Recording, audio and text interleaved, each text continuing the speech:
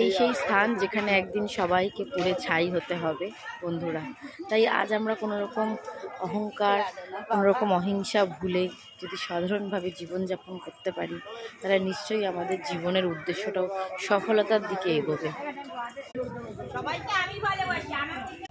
এই সেই সাধক বামদেবের ঘাট, যেখানে তার অনেক ভক্তরাও স্নান করেছেন এবং সাধক বামাখ্যাপা নিজেও স্নান করতে আসতেন এই নদীতে। আজ সেই নদীর জল প্রায় অনেকটাই কমে গেছে।